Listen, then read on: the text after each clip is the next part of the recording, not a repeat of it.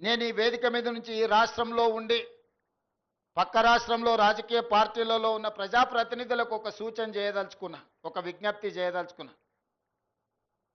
మీకు పంచాయతీలు కావాలన్నా నీళ్లు కావాలన్నా అని ఎవరైనా నన్ను అడిగితే తెలంగాణ రాష్ట్రానికి నీళ్లు కావాలని నేను కోరుకుంటా. మీకు వివాదాలు కావాలన్నా, మీకు పరిష్కారం కావాలన్నా అంటే నేను పరిష్కారం కోరుకుంటా.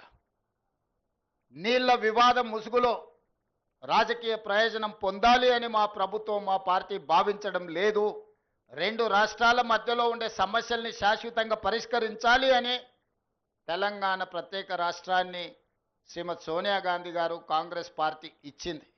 కాబట్టి నీళ్ల విషయంలో వివాదాలు, నీళ్ల విషయంలో రాజకీయ లబ్ధి కోసం ఆలోచన చేయొద్దు, లబ్ధి కోసం ఆలోచన చేయొద్దు. రాజకీయాలకు అతీతంగా మనం ఈరోజు ఆలోచన చేసుకొని పరిష్కరించుకోవాలి. ఈ పరిష్కారాలకు చర్చలు ఒక్కటే పరిష్కారము.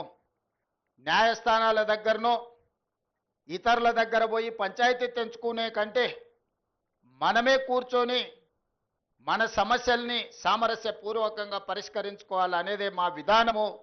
పక్క రాష్ట్ర ముఖ్యమంత్రి గారికి నేను విజ్ఞప్తి చేస్తున్నా.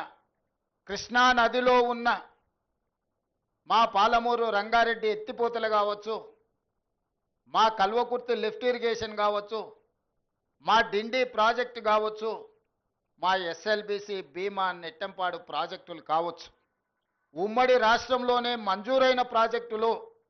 వీటి అనుమతులకు మీరు అడ్డంకి పెట్టకండి, వీటి అనుమతులకు మాకు సహకరించండి.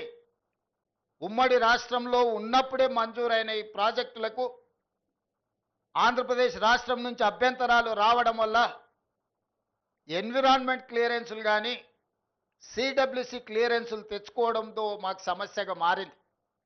ఇవి రాకపోవడం వల్ల మాకు రావాల్సిన బ్యాంకుల నుంచి రుణాలు కానీ, కేంద్ర ప్రభుత్వం అందించాల్సిన సహాయం కానీ, యాక్సిలరేటెడ్ ఇరిగేషన్ బెనిఫిషియరీ ప్రోగ్రాంలో కేంద్ర ప్రభుత్వం 60% నిధులు ఇవ్వడానికి అవకాశం ఉన్న ప్రాజెక్టులు మాకు రావడం లేదు.